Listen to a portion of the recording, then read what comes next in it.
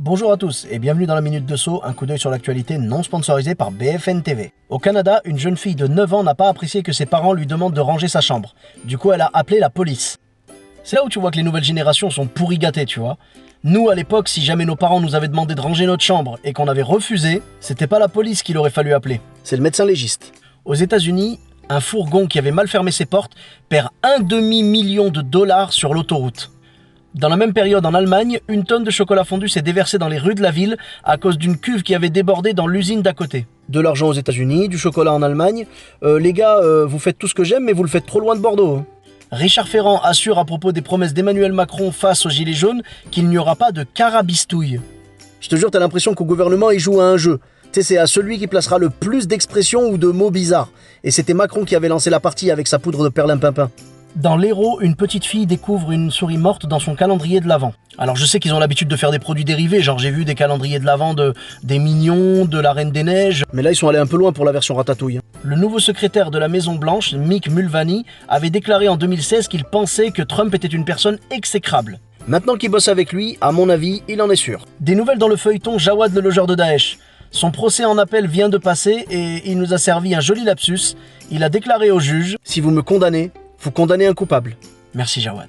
À Madrid, un homme de 92 ans avait caché le cadavre de sa mère pendant plus d'1 an dans son appartement pour pouvoir continuer à toucher sa retraite. Ça, c'est un mec qui a le sens de la famille. On n'abandonne jamais sa mère, coûte que coûte.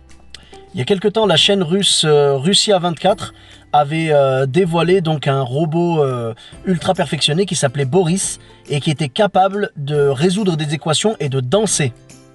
Il s'est avéré qu'en réalité c'était un homme avec un costume de robot. Si ça se trouve en France il va se passer l'inverse, hein. Bientôt on va découvrir que Macron est juste un robot sous un costume d'humain. Et ça expliquerait pas mal de choses. Un restaurateur d'Ille-et-Vilaine s'est lancé dans la fabrication du plus gros burger du monde. 4 steaks de 80 kg chacun, 75 kg de pain, 40 kg de cheddar, 30 kg de tomates et 100 kg de compoté d'oignons. Le burger devrait peser au total entre 400 et 420 kg et l'article n'indique pas s'il existera en version menu maxi best-of. Le journal La Montagne titrait à propos de l'équipe du Clermont Foot « Clermont plus fort que le PSG, le Barça, City, la Juve et Dortmund ». Bon là, pour dire la vérité, j'ai pas de vanne, hein, mais étant originaire de Clermont-Ferrand, j'étais obligé de mettre ça en avant. Et enfin pour finir, à Sedan, les Gilets jaunes ont indirectement aidé la police à arrêter un voleur.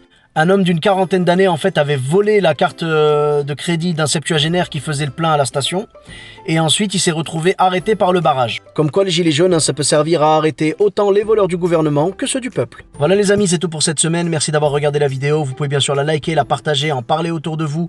N'hésitez pas à vous abonner à ma page Facebook et à ma chaîne YouTube Sofiane et Taï, E de TAI. On se retrouve prochainement pour une nouvelle vidéo, bis à tous, même à toi là-bas.